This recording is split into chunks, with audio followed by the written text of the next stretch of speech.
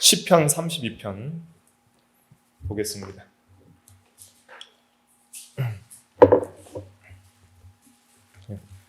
구원론 조직신학 나가야 되는데 좀 시편을 조금 보다가 나가도록 하겠습니다.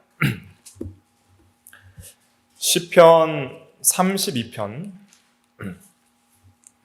이 시편 말씀이 참 귀한 것이 이것은 이제 실제적 신앙의 삶의 현장 속에서 적용되는 것들이거든요. 자기가 적용해서 자기의 신앙의 고백과 깨달은 진리와 체험적 신앙으로 하나님을 찬양하는 시로서 고백한 거기 때문에 우리가 이것을 잘 적용하면 우리의 경건에 큰 유익이 있습니다. 32편 1절부터 11절까지 한 목소리로 같이 합독하도록 하겠습니다.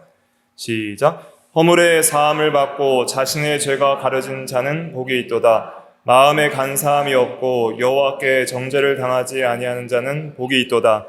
내가 입을 열지 아니할 때에 종일 쉬는 하루마로 내 뼈가 쇠하였도다. 주의 손이 주야로 나를 누르시오니 내 진액이 빠져서 여름 가뭄에 마름같이 되었나이다. 내가 이르기를 내 허물을 여호와께 자복하리라 하고 주께 내 죄를 아뢰고 내 죄악을 숨기지 아니하였더니 곧 주께서 내 죄악을 사하셨나이다. 셀라. 이로 말미암아 모든 경건한 자는 주를 만날 기회를 얻어서 주께 기도할지라. 진실로 홍수가 범람할지라도 그에게 미치지 못하리이다. 주는 나의 은신처이오니 환난에서 나를 보호하시고 구원의 노래로 나를 두르시리이다. 내가 내 갈 길을 가르쳐 보이고 너를 주목하여 훈계하리로다. 너희는 무지한 말이나 노새같이 되지 말지어다. 그것들은 제갈과 굴레로 단속하지 아니하면 너희에게 가까이 가지 아니하리로다. 악인에게는 많은 슬픔이 있으나 여호와를 신뢰하는 자에게는 인자하심이 두루리로다. 너희 의인들아 여호와를 기뻐하며 즐거워할지어다. 마음이 정직한 너희들아 다 즐거이 외칠지어다. 아멘. 이 시간 말씀의 제목은 죄사함의 복입니다. 죄사함의 복. 죄사함 받은 구원의 은혜의 복됨을 다윗이 그의 시를 통하여 노래하고 있습니다. 1절 말씀 같이 읽어볼게요. 시작. 허물의 사함을 받고 자신의 죄가 가려진 자는 복이 있도다. 네. 허물을 사함을 받고 죄가 가려진 자는 복이 있도다 그랬습니다. 사람들은 이 세상에서 여러 가지 복들을 추구하잖아요. 부귀, 또 쾌락, 즐거움, 또 명예, 영광, 이러한 것에 행복이 있다고 사람들은 생각을 합니다. 그러나 그리스도인의 진정한 복은 죄사함에 있습니다. 죄사함을 통해 하나님과의 화평에 있는 거예요. 하나님은 의의 하나님이시기 때문에 죄인과 함께하지 아니하시고 불의한 자를 물리치십니다. 그런데 하나님과 화목하고 화평하며 하나님과의 관계가 바로 되려면 반드시 죄의 문제를 해결해야 되는데 우리 스스로의 힘으로는 해결할 수가 없습니다. 대속자가 필요한 거예요. 대신 사하여 줄 사람이 필요한 것입니다. 다윗은 그 대속자를 바라봤습니다. 다윗의 자손으로 오실 메시아 그리스도를 바라보고 그를 통하여 받을 죄사함의 은혜를 소망하고 믿었습니다. 다윗은 평생 하나님 마음에 합한 사람이라 인정받는 사람이었죠. 그의 평생에 한 번도 우상을 섬긴 적이 없기 때문입니다. 많은 열왕들이 우상을 섬겼습니다. 바알과 아세라와 온갖 이방 신상을 섬겼지만 다윗은 간음죄도 짓고 살인죄도 짓고 또 인구 조사를 하는 그 육체의 군사력을 의지하는 그러한 불신앙도 나갔지만 그러나 한 번도 이 우상 숭배의 죄에 빠지진 않았죠.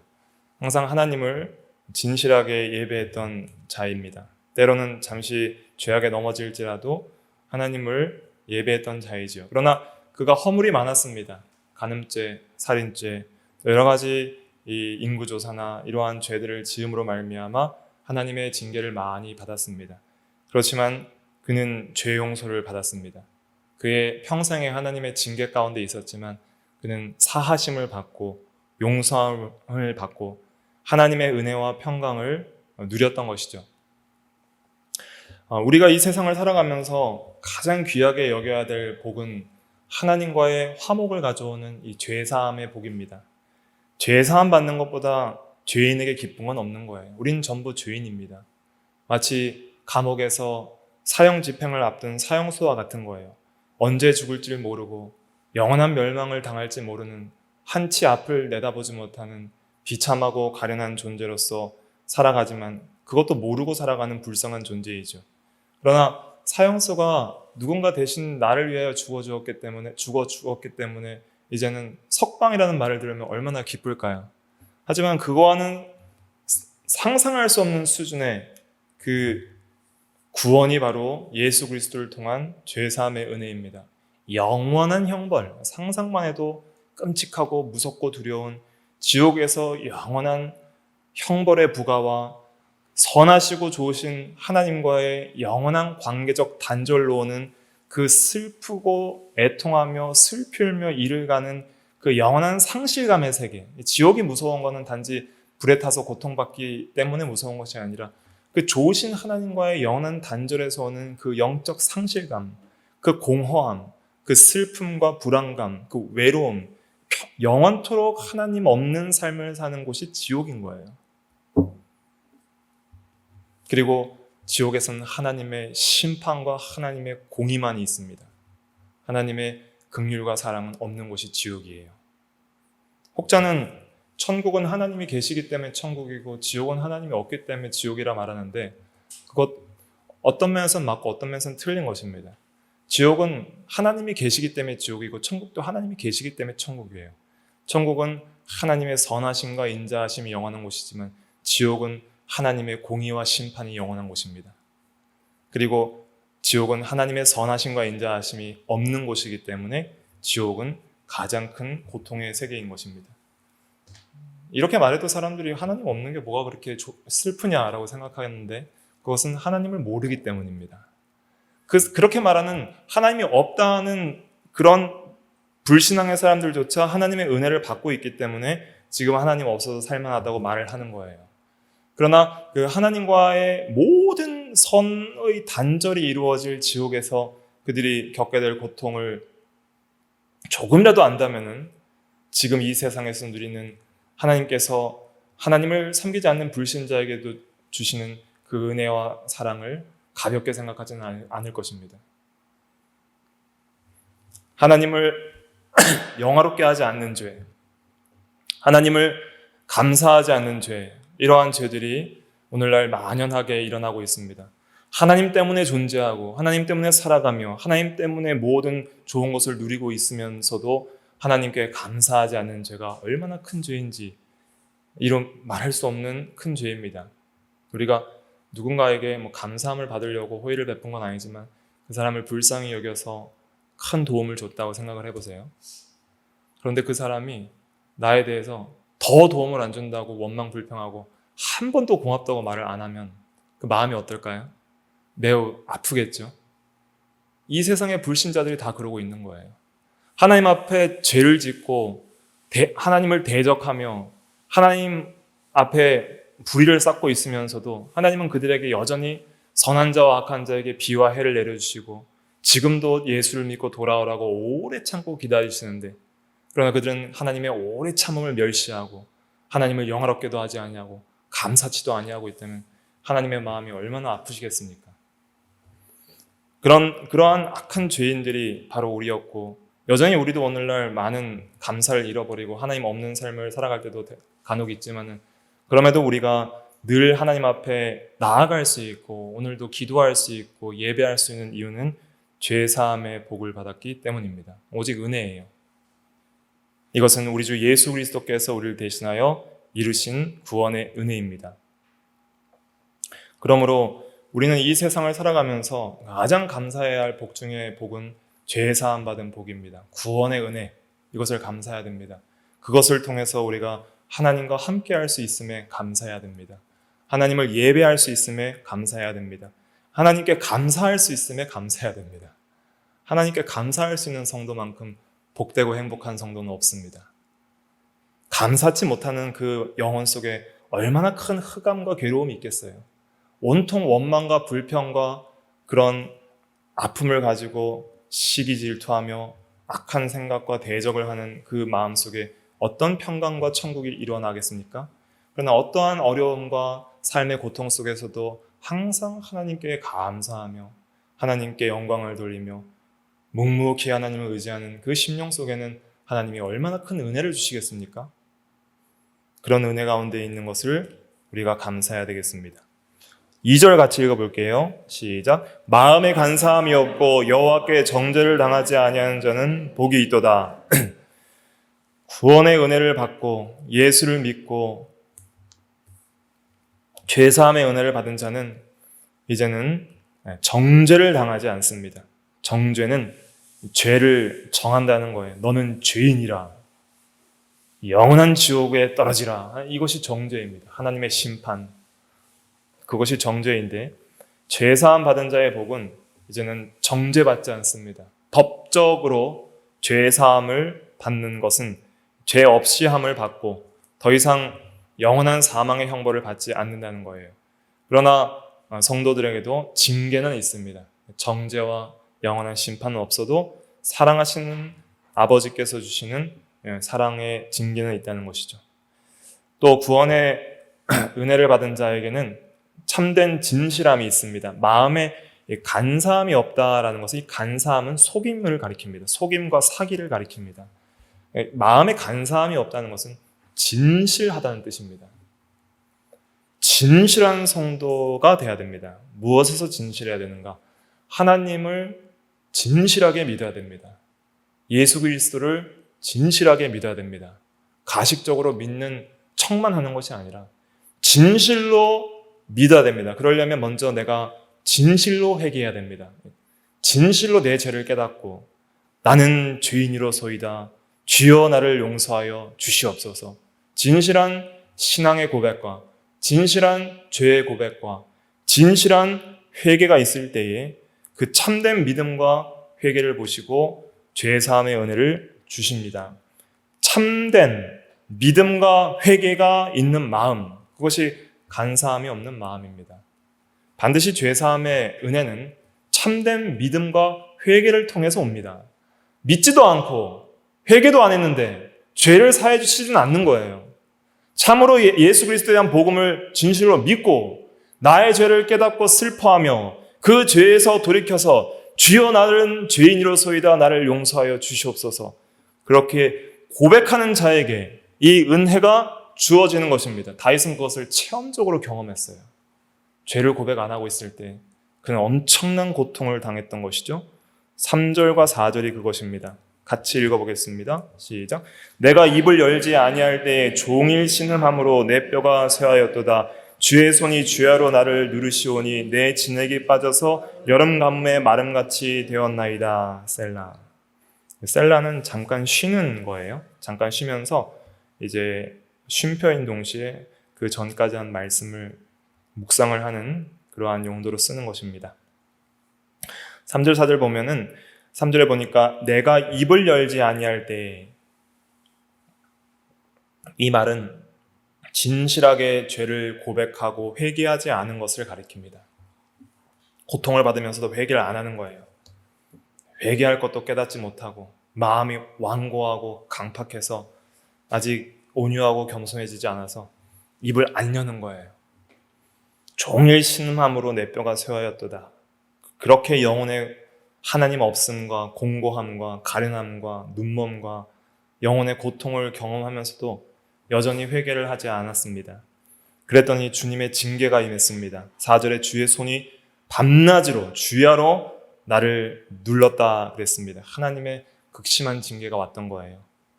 고통 속에 가두어 두셨습니다. 내 진액이 빠져서, 이 몸의 모든 그 진액이 빠져서 마른 뼈와 같이 그렇게 모든 힘과 기쁨과 이런 능력과 모든 영혼의 참된 생명을 상실한 것처럼 느껴지는 고통을 받았다는 것이죠. 여름 가뭄에 마름같이 되었나이다. 물이 없는 것은 생명이 없음, 또 만족함이 없음, 또 기쁨이 없음, 이런 것들을 다 상징하는 것이죠. 완전히 말라 비틀어지기까지 하나님이 징계하셨다는 거예요. 그때 하나님께서 회개할 마음을 주시고, 회개도 하나님의 은혜로 하는 겁니다. 회개가 마음이 있어야지, 회개하란다고 해서 사람이 회개할 수 있는 건 아니에요. 내 죄도 모르겠고, 내 죄에 대해서 슬퍼하지도 않고, 내 죄에 대한 탄식이 없는데 어떻게 회개가 되겠어요? 근데 하나님께서 회개할 수 있는 심령을 주시도록 쥐하로 눌러버리신 거예요. 그 마음의 완고함과 완악함과 교만한 것들을 다 낮추시고, 내가 죄인임을 깊이 있게 깨달을 수 있도록 하나님의 손이 그를 누르셨습니다. 이러한 경험들이 우리에게도 있는 것이 은혜입니다. 우리가 죄를 지을 때 누구는 좀 내버려 두시는 것 같은데 나는 즉각 매를 때리시는 것 같다면 감사하세요. 그것이 하나님의 은혜입니다. 그럴 때 다윗이 회개하게 되었습니다. 5절 같이 읽어보겠습니다. 시작. 내가 이르기를 내 허물을 여호와께 자복하리라 하고 주께 내 죄를 아뢰고 내 죄악을 숨기지 아니하였더니 곧 주께서 내 죄악을 사하셨나이다. 네. 그때 비로소 회개할 마음이 들었습니다. 내가 이렇게 고통받는 것은 하나님을 떠났고 하나님의 말씀을 불순종했기 때문이구나. 죄악을 깨닫게 됐습니다. 나는 죄인이구나. 그리고 그 죄로 말미암은 비참한 결과를 슬퍼하며 그 죄를 미워하게 되었습니다. 그랬더니 비로소 마음으로부터 감동이 일어났고 하나님 앞에 죄를 깨달아 스스로 자복하고 스스로 주께 아뢰고 죄악을 숨기지 아니하고 간사하게 숨기지 아니하고 진실하게 고백하였습니다. 그때 주께서 죄악을 사하심을 경험하게 되었습니다. 하나님이 나의 죄를 사하시고 내가 너를 사하노라, 내가 너를 사랑하노라, 너를 위하여 그리스도를 주었노라 하는 그 놀라운 구원의 은혜의 세계에 들어가서 하나님과의 관계가 회복되며 하나님을 경건하게 예배할 때 주시는 놀라운 은혜들을 경험하게 된 것입니다. 우리도 오늘날 이 세상을 살아갈 때에 우리가 참으로 하나님의 선택받은 자녀이고 구원받은 하나님의 자녀라면 우리가 죄를 짓고 나갈 때 하나님이 절대로 내버려 두시지 않습니다. 이것이 감사한 겁니다. 기도할 때 이렇게 기도하세요. 혹시라도 제가 죄를 지으면 즉각 매를 때리시옵소서. 왜냐하면 더 죄를 짓다가 매 맞으면 너무 심하게 맞으니까 빨리 맞는 매가 좋은 거예요. 먼저 맞는 매가 좋다는 말도 있잖아요. 우리 한번 찾아볼까요? 히브리서 12장 6절 말씀. 신약 367 히브리서 12장 6절부터 8절 같이 읽어볼게요. 시작. 주께서 그 사랑하시는 자를 징계하시고 그가 받아들이시는 아들마다 채찍질 하심이라 하였으니 너희가 참음은 징계를 받기 위함이라. 하나님이 아들과 같이 너희를 대우하시나니 어찌 아버지가 징계하지 않는 아들이 있으리요. 징계는 다 받는 것이거늘 너희에게 없으면 사생자여 친아들이 아니니라. 아멘. 여기 보세요. 주께서 사랑하시는 자를 징계하시고 아들마다 채찍질 하심이라. 징계는 다 받는 것이거늘 안 받는 사람이 있어요, 없어요? 없어요. 다 받는 것이거늘. 바울도 받았고 다윗도 받았습니다. 각자 다 부족한 면이 있어요. 특별히 자범죄를 짓지 않는다 하더라도 우리가 우리 마음속에 하나님 앞에 합당하지 못한 것들이 많이 있기 때문에 여러 가지 면에서 하나님이 연단을 시키십니다. 그러나 특별한 죄를 지을 때는 하나님께서 반드시 여러 가지 모양으로 징계를 하십니다. 징계의 방식은 여러 가지가 있어요. 사무엘하 7장에 보면 다윗에게 언약하신 말씀이 있는데 사무엘하 7장에 14절에 보면 나는 그에게 아버지가 되고 그는 내게 아들이 되리니 그가 만일 죄를 범하면 내가 사람의 매와 인생의 채찍으로 징계하려니와 그랬습니다. 매와 채찍이 뭐냐면 사람 매가 있고요. 인간관계에서 오는 고통, 또 인생의 채찍, 인생 속에서 당하는 여러 가지 환난 이런 것들이 하나님의 징계의 한 방식입니다. 그래서 여러 가지 방식으로 우리가 죄를 깨달을 수 있도록 징계를 주십니다. 다윗이 죄를 범했죠. 밧세바와 간음하고 우리아를 죽였을 때 그의 징계는 압살롬이 반역하고 백주 대낮에 그 후궁 10명과 동침하며 칼이 그 집안에서 떠나지 않는 그 징계는 칼과 간음이라는 놀라운 그 고통으로 그에게 다가왔던 것이죠. 그 인생과 또 인간관계에서 당하는 고통들이 그에겐 징계였던 것입니다. 그래서 하나님이 징계하는 사람은 하나님의 사랑의 대상자인 증거입니다. 그런데 하나님이 징계하지 않고 버려두는 것은 하나님의 심판의 한 종류입니다. 로마서 1장 한번 찾아볼게요. 로마서 1장 24절 240페이지 로마서 1장 24, 26, 28 24절 먼저 읽어볼게요. 시작. 그러므로 하나님께서 그들을 마음의 정욕대로 더러움에 내버려 두사 그들의 몸을 서로 욕되게 하게 하셨으니 여기까지 보시고요. 그 정욕대로 내버려 두사라는 말이 계속 나옵니다. 26절 시작. 이 때문에 하나님께서 그들을 부끄러운 욕심에 내버려 두셨으니 곧 그들의 여자들도 순리대로 쓸 것을 받고 영리로 쓰며 그 동성애에 대한 죄악들, 우상 숭배에 대한 죄악들, 또 간음죄에 대한 죄악들에 내버려 두셨다는 것이죠. 또 28절 시작. 또한 그들이 마음에 하나님 두기를 싫어하며 하나님께서 그들을 그 상실한 마음대로 내버려 두사 합당하지 못한 일을 하게 하셨으니 하나님을 마음에 두기 싫어하니까 그냥 하나님 없는 상실한 마음대로 버려두셨다 했습니다. 그러므로 하나님 없는 자에게는 온갖 악행이 따른 것이죠. 죄악을 지어도 버려두시는 거예요. 그것이 하나의 심판입니다. 진노의 형벌을 쌓게 하시고 마침내 하나님께서 그 행한 대로 심판하실 때까지 돌이킬 수 있는 회개의 기회를 주지 않으시고 그냥 죄악 가운데 버려두시는 것이죠. 그렇기 때문에 우리는 항상 겸손히 하나님의 은혜를 의지하고 또 항상 우리의 허물과 죄를 깨닫고 죄를 고백하고 또 진실하게 하나님께 죄사함의 은혜를 구해야 됩니다. 예수를 믿는 즉시 법적으로 죄사함을 받고 정죄를 당하지 않습니다. 그러나 우리 성도들이 이 세상을 살아가면서 여러 가지 자범죄를 지을 때에 우리가 징계를 받게 됩니다. 징계를 받을 때 가장 큰 고통은 무엇이냐면 하나님께서 우리를 맷때리니까 고통받는 그 고통이 큰 게 아니라 사실은 하나님을 상실한 마음 가운데 있는 게 가장 큰 고통이에요. 하나님의 은혜를 떠나고 하나님 없이 사는 그 인생 자체가 하나의 징계고 고통인 것입니다.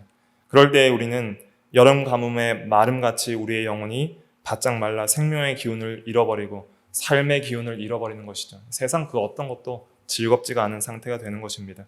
그러나 하나님과 화목하고 죄사함의 은혜 가운데 있을 때에는 항상 평강과 기쁨이 넘치는 것입니다. 그래서 우리가 죄를 자복하고 또 회개하고 하는 그 일들을 할 때에 우리 주 예수 그리스도는 항상 우리를 깨끗하게 씻어 주신다 그랬습니다. 요한일서 1장 한번 찾아볼게요. 요한일서 1장 8절 9절 요한일서 1장 8절과 9절 묘절입니다. 같이 한번 읽어볼게요. 시작. 만일 우리가 죄 없다고 말하면 스스로 속이고 또 진리가 우리 속에 있지 아니할 것이요 만일 우리가 우리 죄를 자백하면 그는 미쁘시고 의로우사 우리 죄를 사하시며 우리를 모든 불의에서 깨끗하게 하실 것이요. 우리가 죄 없다고 하는 것은 이것이 간사한 마음입니다. 죄가 있으면서도 난 죄 없다 하는 것은 스스로 속이는 거짓말을 하는 것이죠. 그렇게 말하는 이유들은 진리가 속에 있지 않은 증거입니다. 그러나 우리 죄를 자백하고 고백하고 하면 하나님은 항상 신실하시고 미쁘시다는 것은 신실하시고 믿을 만하신 분이라는 뜻입니다. 의로우사 우리 죄를 사하시며 우리를 모든 불의에서 깨끗하게 하실 것이요. 이 그는 누구냐면 예수 그리스도를 가리키는 것입니다. 그 예수 그리스도를 가리키는 것은 이제 7절에 보니까 그 아들 예수의 피가 우리 모든 죄를 깨끗하게 하실 것이요 그랬죠. 그래서 예수님이 우리 죄를 그의 대속의 은혜로 사해 주신다는 그런 뜻입니다. 다시 돌아오셔서 이제 죄사함 받은 자의 은혜 시편 32편 6절 7절 같이 읽어볼게요. 시작. 이로 말미암아 모든 경건한 자는 주를 만날 기회를 얻어서 주께 기도할지라 진실로 홍수가 범람할지라도 그에게 미치지 못하리이다. 주는 나의 은신처이오니 환난에서 나를 보호하시고 구원의 노래로 나를 들으시리이다. 네, 회개하고 나니까 다시 은혜 생활을 시작한 다윗의 고백을 말하고 있습니다. 그래서 경건한 자가 되고 경건한 생활을 회복할 때에 주를 만날 기회를 얻게 되고 또 주께 기도하는 자리에 나아가게 된 것이죠. 주를 만날 기회를 얻어서 주께 기도할지라. 특별히 모든 경건한 성도는 주를 만날 기회를 항상 구해야 됩니다. 항상 매일의 삶 가운데 하나님께서 감동 주실 때마다 주님께 나아가야 됩니다. 하나님이 감동 주실 때 하나님을 생각하게 되고 내 죄를 깨닫게 되고 은혜를 깨닫게 되고 하나님께 감사할 제목이 생각나게 되고 기도할 마음이 들 때 기도해야 됩니다. 하나님께서 은혜를 주시고 인도해 주시는 거예요. 기도해야 되겠다. 기도할 시간이다. 기도할 이유이다. 기도할 때이다. 기도할 형편이다. 하는데 기도 안 하면 하나님의 은혜 가운데 거할 수 없는 것이죠. 경건한 자는 항상 하나님을 부르는 자라 그랬죠. 기회를 얻어서 항상 기도하는 자입니다. 그렇게 기도를 하고 자기의 죄를 고백하고 하나님께 나아가기를 힘쓸 때에 하나님께서 은혜를 충만하게 주십니다. 특별히 진실로 홍수가 범람할지라도 그에게 미치지 못하리이다. 환난 가운데도 건져주신다는 뜻이고 이 홍수는 노아 홍수처럼 하나님의 심판을 상징하는 거예요. 하나님의 심판 때에도 노아의 8 식구는 구원을 얻은 것처럼 하나님의 심판을 피하고 또 하나님의 구원의 은혜 가운데 거할 것을 상징하는 것입니다. 노아의 8 식구는 홍수 때 방주라는 하나님의 구원의 그 은혜 가운데 거함으로 참된 구원과 생명을 얻은 것처럼 참으로 경건한 성도들은 항상 하나님의 은혜 가운데 보호하심을 받는다는 것이죠. 7절에 보니까 주는 나의 은신처이오니 환난에서 나를 보호하시고, 그래서 하나님은 항상 우리의 피난처이고 우리의 거처입니다. 하나님을 우리의 집으로 삼아야 됩니다. 하나님을 우리의 영원한 거처로 삼아야 됩니다. 하나님이 우리의 안식처이고 하나님이 우리의 영원한 거처입니다. 시편 90편 1절에 보면 주여 주는 대대에 우리의 거처가 되셨나이다 그랬습니다. 하나님과의 관계가 회복되고 하나님을 나의 안식처로 삼는 그 자에게는 항상 평강이 임하게 됩니다. 환난에서 우리를 보호하시고 특별히 우리가 구원의 노래로 나를 부르는 것처럼 우리에게 찬양이 넘치게 되는 것입니다. 정말 죄사함받은 은혜에 있는 사람은 반드시 그 심령 속에 찬양의 노래가 두르게 돼 있습니다. 노래를 항상 하는 것이죠. 주 하나님께서 내게 주신 그 은혜와 사랑을 감사하면서 나 같은 죄인 살리신 그 은혜에 감사하는 그러한 찬양을 항상 부르는 그런 생활을 하게 되는 것이죠. 그리고 이제 이러한 은혜 가운데 있는 사람들은 다른 사람들을 잘 가르칠 수 있는 또 참된 교사가 될 수 있는 것입니다. 8절 읽어볼게요. 시작. 내가 내 갈 길을 가르쳐 보이고 너를 주목하여 훈계하리로다. 네. 참으로 회개하고 또 경건한 삶을 살아가는 사람이 다른 죄인들을 인도할 수 있습니다. 맹인이 맹인을 인도할 수 없다 그랬습니다. 네. 하나님의 은혜를 받은 사람이 은혜의 길로 인도할 수가 있는 것입니다. 그래서 다윗도 이제는 다른 사람을 가르쳐 보이고 너를 주목하여 훈계하리로다 말하고 있습니다. 그 다음에 자기도 교만했기 때문에 교만하지 말라고 9절에 말하고 있죠. 같이 읽어보겠습니다. 시작. 너희는 무지한 말이나 노새같이 되지 말지어다. 그것들은 제갈과 굴레로 단속하지 아니하면 너희에게 가까이 가지 아니하리로다. 말이나 노새는 이제 완고함을 상징하는 짐승입니다. 그래서 이 야생말 같은 경우는 이 제갈과 굴레로 단속하지 않을 때에는 사람이 가까이 할 수가 없죠. 사람에게 가까이 오지도 않고. 그러나 잘 길들여질 때에 이제 사람이 명령하는 대로 잘 말을 듣게 됩니다. 그래서 하나님 앞에 이 말과 노새처럼 완고하게 행하며 교만하게 행하지 말라는 것입니다. 내가 그렇게 살아봤더니 종일 신음함으로 내 뼈가 쇠하였다는 것을 스스로 깨닫고 이러한 진리를 증거하고 있는 것입니다. 그 다음에 10절 같이 읽어보겠습니다. 시작. 악인에게는 많은 슬픔이 있으나 여호와를 신뢰하는 자에게는 인자하심이 두루리로다. 예. 악인에게는 많은 슬픔이 있으나 그랬습니다. 종일 신음함으로 내 뼈가 쇠하였다 그랬잖아요. 자기도 악한 길을 걸어갈 때는 많은 슬픔을 경험해 본 거예요. 성도에게 가장 큰 행복은 어디에 있어요? 거룩한 삶에 있다 그랬습니다. 경건한 삶, 거룩한 삶이 인간의 가장 큰 행복이에요. 거기에는 하나님의 인자하심이 영원하게 됩니다. 그러나 악한 자에게는 슬픔밖에 없는 거예요. 슬픔은 죄의 결과입니다. 아담은 슬퍼한 적이 없어요. 그의 타락 전에. 그러나 죄로 말미암아 슬픔과 사망이 인간들에게 온 것입니다. 그러므로 여호와를 신뢰하는 자에게는 이 인자하심이 두리로다 그랬는데 이 다윗의 이 삶을 통해서 나오는 체험적 신앙을 지금 고백하고 있는 것입니다. 자기 인생을 말하고 있는 거예요. 내가 악하게 살았더니 슬펐는데 여호와를 신뢰했더니 그의 인자하심을 맛보았다. 하나님을 믿고 죄를 고백했더니 하나님이 나에게 죄사함의 은혜를 주셨고 인자하심을 주셨다. 인자가 뭐예요? 인자가 히브리어로 뭐라 그랬죠? 헤세드라 그랬죠? 헤세드. 한번 따라해 보실까요? 헤세드. 네, 헤세드는 이제 뭐 영어로는 뭐 자비, mercy, kind, 친절, 또 love, 사랑, 또 뭐 다른 영어에서는 everlasting love, steadfast love 해서 영원한 사랑 이렇게 번역하기도 하는데 뭐 자비나 인자나 뭐 사랑이나 이런 것으로 번역하는데 정확한 신학적이고 이 원어적이고 또 성경적인 뜻은 뭐냐면 하나님의 영원한 언약적 사랑. 여러 번 했죠? 한번 따라해 보실까요? 하나님의 영원한 언약적 사랑. 하나님의 영원한 언약적 사랑. 네, 이것이 인자입니다. 하나님의 사랑이고 영원한 사랑입니다. 그래서 everlasting love 이렇게 번역을 합니다. 그런데 언약적이라는 게 중요한 거예요. 언약적. 하나님이 약속한 사랑이라는 거예요. 내가 너를 위해 그리스도를 내어 주기까지 사랑하겠노라. 너는 나의 아들이 되고 나는 너의 하나님이 되리라. 하나님 먼저 찾아와 주셔서 우리에게 언약을 해주셨습니다. 내가 너의 하나님이 될게. 너희는 나의 아들이 되리라. 내가 너의 남편이 되고 너희는 나의 아내가 되리라. 우리가 결혼할 때도 서약을 하고 또 친구 관계에서 의형제를 맺을 때도 서약을 하잖아요.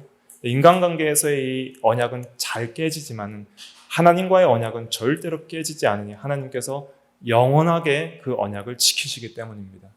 그래서 우리는 자주자주 예수님을 배반하고 하나님을 떠나지만 하나님은 영원히 우리를 버리지 아니하시니 그의 언약 때문입니다.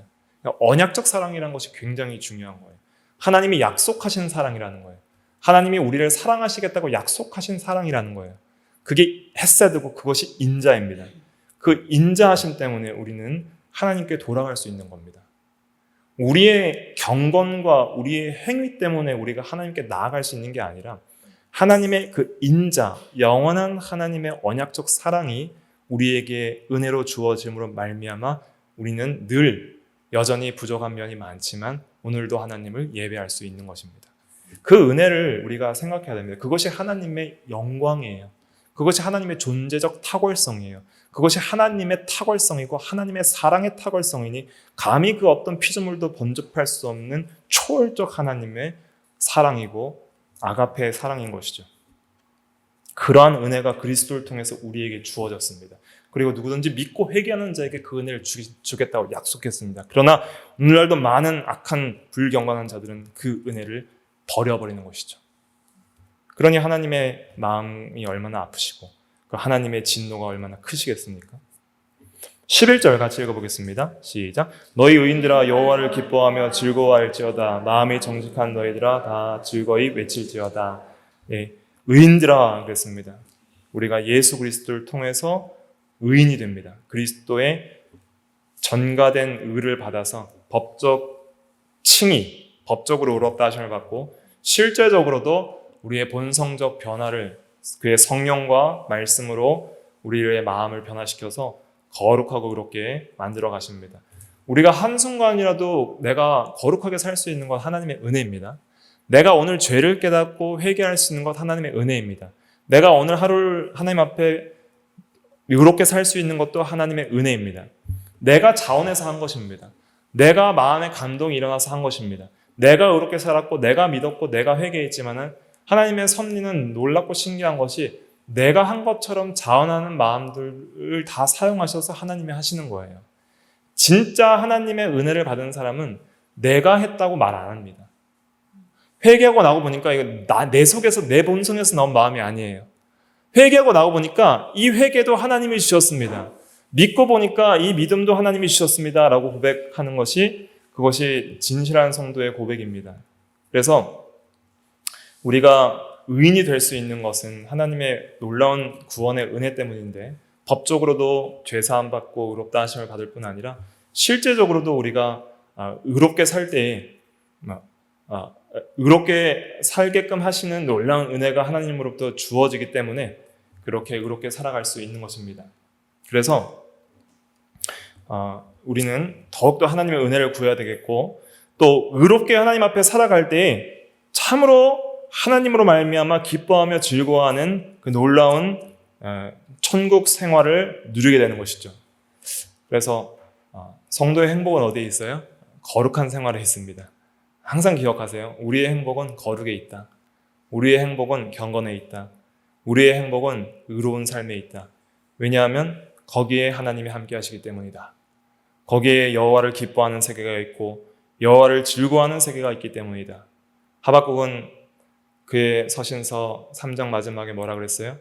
무화과 나무가 무성치 못하며 포도나무에 열매가 없으며 감람나무에 소출이 없으며 밭에 그 소출이 없고 또 외양간에 소가 없고 우리의 양이 없어도 내가 여호와로 말미암아 기뻐하며 구원의 하나님으로 말미암아 즐거워하리로다 그랬죠. 여호와 하나님으로 말미암아 즐거워하고 구원의 하나님으로 말미암아 기뻐하리로다 그랬죠. 네.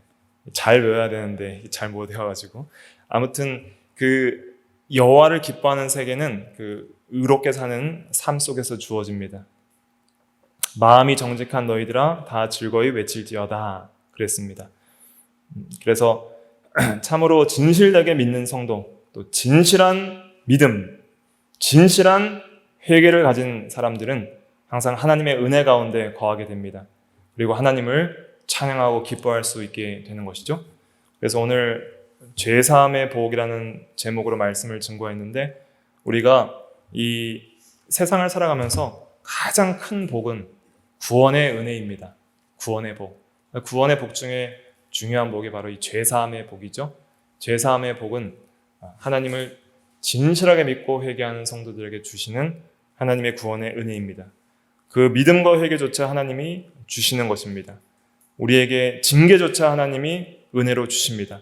그러한 모든 삶 속에서 우리의 마음을 간사하게 하지 말고 또 완악하게 하지 말고 겸손히 하나님께 죄를 고백하고 우리의 신앙을 하나님께 두며 하나님을 의지하며 주를 만날 기회를 얻어서 주께 기도하는 경건한 삶을 살아갈 때에 주시는 놀라운 구원의 은혜와 죄사함의 평강을 누리는 저와 여러분들이 다 되어야 되겠습니다. 기도하겠습니다.